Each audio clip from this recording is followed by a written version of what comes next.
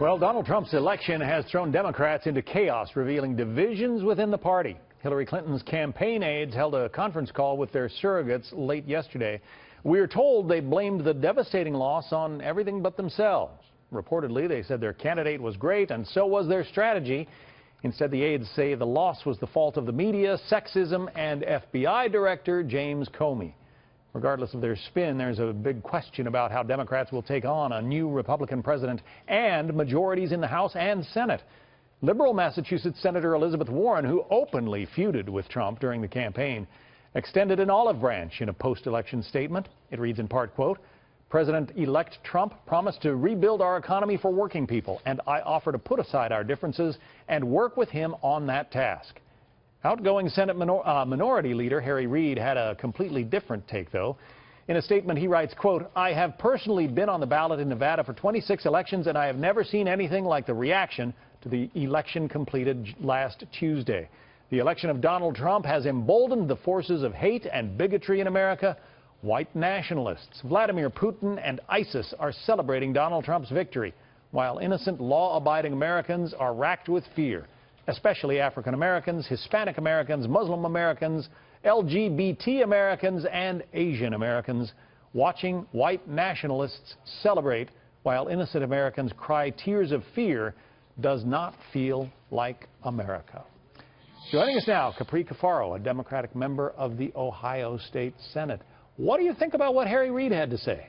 I mean, those were some pretty strong words, to say the least. I know that tensions are very high right now by many in the Democratic Party, many that did not support Donald Trump. Frankly, the Republicans as well that, were not necessarily on Team Trump throughout this process.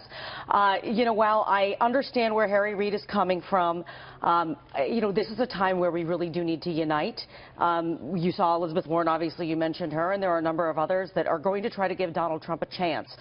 This is the Democratic electoral process, and as much as some of us may not like it, we have to move forward and we have to figure out a way to govern. President Obama was gracious in his remarks. Hillary Clinton was gracious in her remarks. Absolutely. Should that not set the tone for the party? You would hope so, but what we've seen over the last year or so is take, for example, Bernie Sanders. Bernie Sanders went out there and said, the primaries are over. I'm supporting Hillary Clinton. You guys that followed me need to follow her, and nobody listened to him either. So, we do have a lot of soul searching to do within the Democratic Party to find our voice again, to have a cohesive message and strategy, because this did not happen overnight. So as you examine what happened, this is a woman who Barack Obama said was the most qualified candidate ever to be president of the United States. Why did she not win?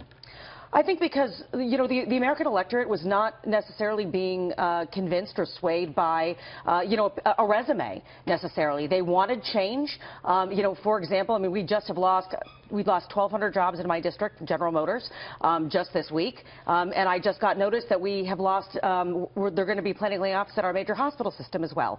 So, there was an absolute disconnect, frankly, between the mood of the electorate, particularly in the middle of the country, and the views of sort of the elite class, if you will, the tastemakers on the coast. Bill Clinton, who has his finger on the pulse of the American voter better than just about anybody I've ever seen, was privately complaining to the campaign that, hey, you are not reaching out to the sort of downtrodden middle-class voter in your part of the country who are hurting for jobs. No question. I think that there was, again, because the message was muddled through the primary, there was a lot of, for it before you're against it, like the Trans-Pacific Partnership, for example. And the people in my district remembered that. My home county, which has voted Democrat in pretty much every single election, voted for Donald Trump, a Republican, for the first time since Herbert Hoover. If that doesn't tell you something, I don't know what does.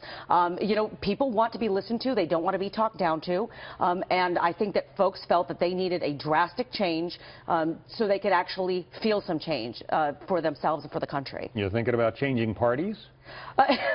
No, but I am term limited, so I only have about 49 days left in office. All right. Well, that makes sense. Yeah, maybe in a change election, that long resume and all that time in Washington didn't sell. Absolutely. Capri Cafaro. Thank you.